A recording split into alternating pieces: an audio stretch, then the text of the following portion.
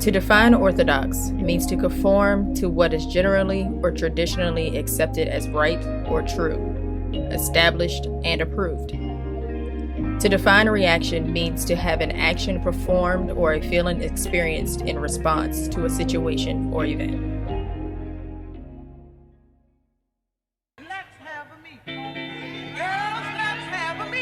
Black women mean to me, they are the creators. They are the beginning and the end. Black women to me, in my opinion, the most precious creatures on this earth.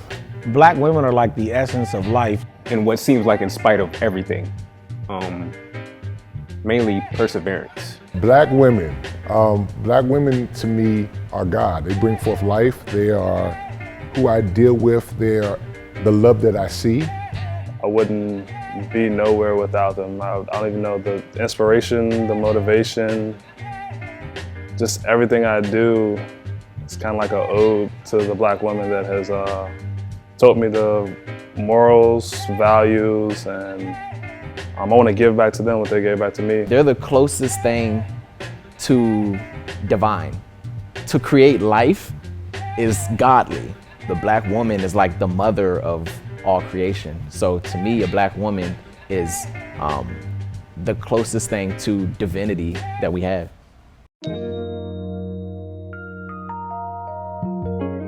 Personally, I feel like I haven't done enough, but I think we as Black men can stand up and defend Black women by simply holding ourselves accountable for the damage that we have caused. Honestly, I don't know. It's not something like I consciously think about. I guess in a way I would say kinda, because you'd never hear me bad-mouthing a Black woman to anybody. I've been calling stuff that is not right, but I haven't been able to, except for my immediate circle, to be there to make the stand.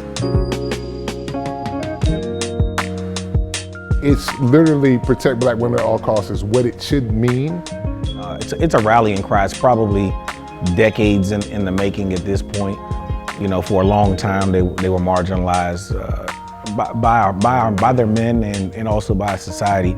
Some of the strong Black women I know won't allow themselves to be vulnerable to be protected. It goes as small as they won't even allow you to help them pay a bill because they can pay it themselves. And the protection from that for men is, it's okay that they don't need your help. We have to learn, in a sense too, that I don't have to be needed, it's better to be wanted. It starts off with just listening. If you are not a Black woman, then you haven't experienced life as a Black woman. Therefore, you have to listen to understand what it is they need protection from or when they need to be protected. So to me, protect Black women means that you have to just have your ears open and have your eyes open to kind of see and hear what their struggle is, and then do what you have within your power to help them out. A lot of times the Black woman is the rock in the Black household, and I feel like that kind of sometimes gets swept under the rug. So we just need to protect the integrity of Black women.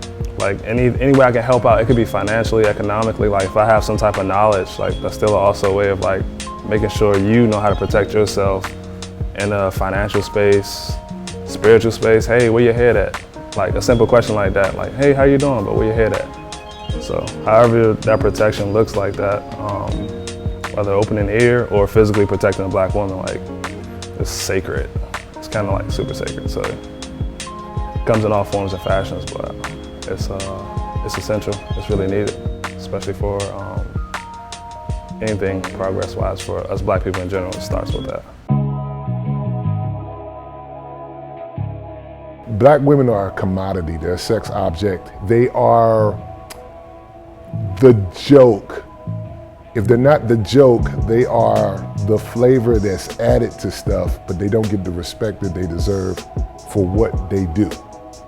Society perceives black women in many ways, I believe positive and negative.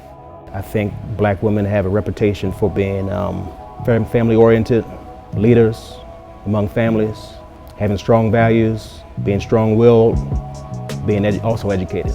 On the flip side, a lot of stereotypes are associated with black women as far as being sassy, being prone to date undesirable men, not making the best decisions relationship-wise, and of course those are stereotypes.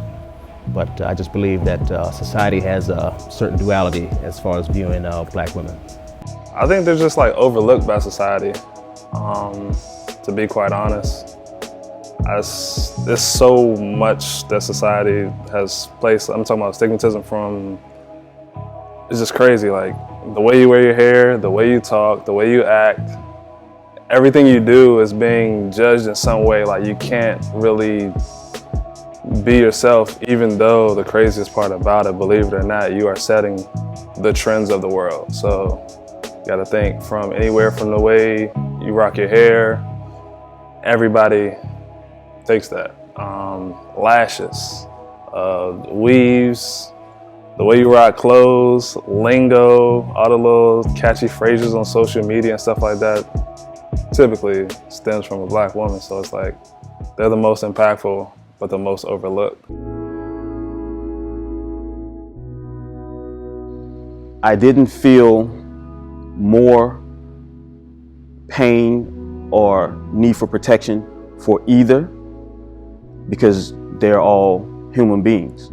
I saw them all the same. Sandra Bland didn't need to have happen to her simply because of a traffic violation. George Floyd's knee on his neck was no different from her being violated for 5 to 10 minutes on that video by that cop, whereas he had his knee on his neck for 8 minutes. All of them are the same, all on the same line for me, atrocious and unnecessary. You know, none of them deserve what they got. One, let's just say that they were unfortunate circumstances, but you know, I just feel as though, you know, the Breonna Taylor situation, that to me, that really struck a chord. The man, to me, could have honestly done a better job, made a better decisions, not put her in that situation. To think more about her versus thinking more about himself. In a way, it kind of did.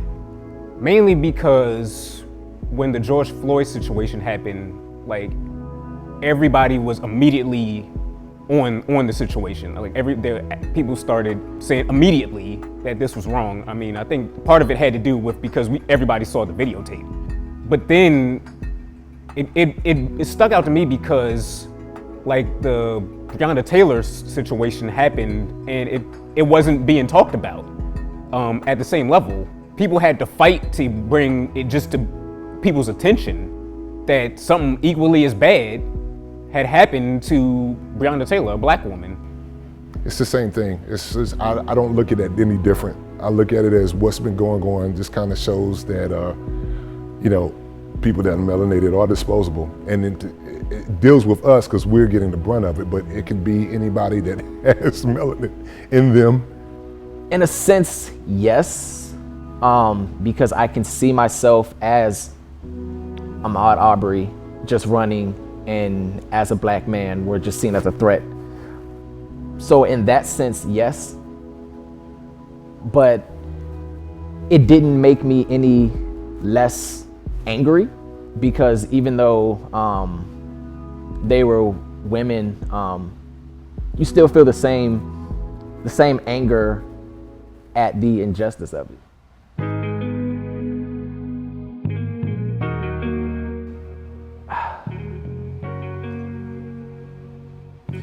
You never really know until it happens. Because I can't sit here and say what I would or wouldn't do, because in the moment, you just go off of like raw emotion.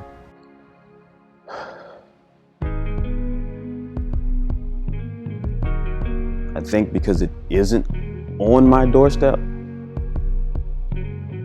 I have become numb to it. But if it was to happen to someone directly connected to me, given my history, I can honestly say I probably would get locked up.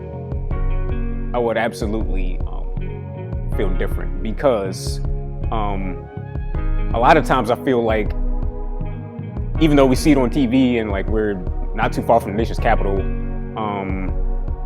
it doesn't have the same impact as if like you actually see it firsthand with your own eyes. It's gonna hit home a little closer, so you're gonna feel, I mean, that's your immediate family member. Like, you'll feel the pain that those family members feel in a different way. So it's like, I have a sense of being a black person. Like, I feel bad, but when it's at your doorstep, it's like, it's super personal, and it'll make you open up your eyes really more. Like, you'll feel a different type of pain. And as much as I would like to say it would make me even more vocal, it might make me less vocal because it touches so close to home. Like, I would definitely need some time before I could really say anything. All right, cool.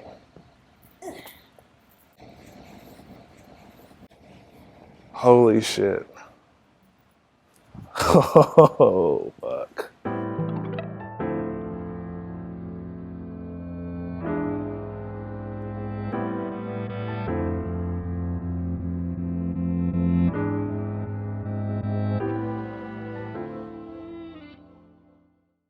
Who's the name on your chest? Keisha Queen. Who is Keisha Queen? Keisha Queen is a longtime friend of mine, kind of like my big sister. Colleen Smith. It's my mother. My shirt says Ife Thompson. Ife Thompson is my second cousin. This is my friend, Yasmin Coles. Name is Alicia Patterson. My mother, one half of my creator. She brought me forth into existence. Anaya has just become a hashtag. The injustice is now at your door. Never really sat alone in your own thoughts and really been like, hey, what do you think about what's going on? Okay, cool. How about I put a t-shirt on you with their name and a hashtag? Does it hit different now?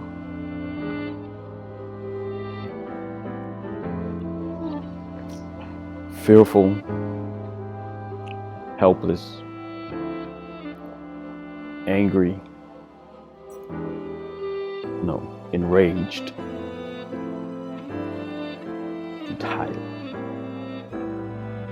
Just kind of thinking about that almost wants to make me cry. Because like she's a very good friend.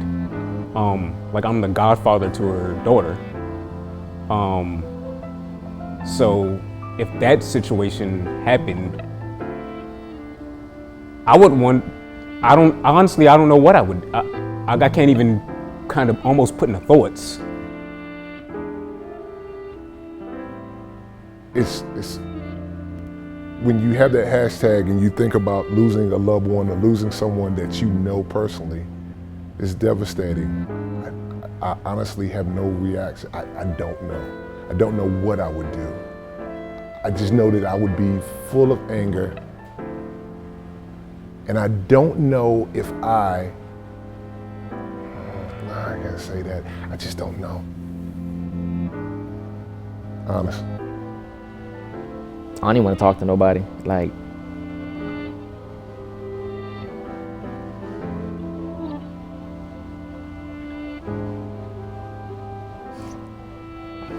I don't know if I have the words.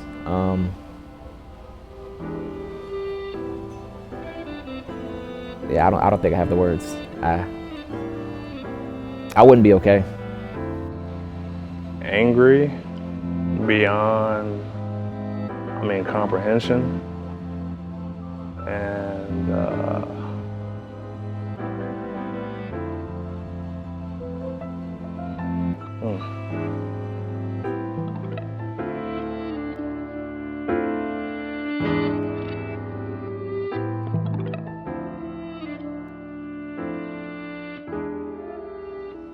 think me as an individual, I can always do better. I can do better about reminding her of who she is, appreciating who she is, appreciating Black women as a whole for every aspect of who they are, to let them know that regardless of what may be out here, if you know that someone is willing to protect you, willing to die for you, and loves you wholeheartedly, that you can navigate through the world and not be in fear of that, so that kind of energy will not come to you. I'm motivated in this process more to protect Black women, especially my daughter.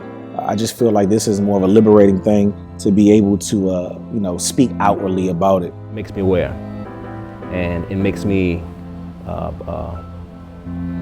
open a third eye, if you will. All Black women need to be protected. Like, that is personal. It's imperative. It's imperative, because you're right, there's somebody's mother that may have been hurt, may have been passed away, somebody's sister, somebody's daughter. It just needs to be where we have to, as a collective, do better.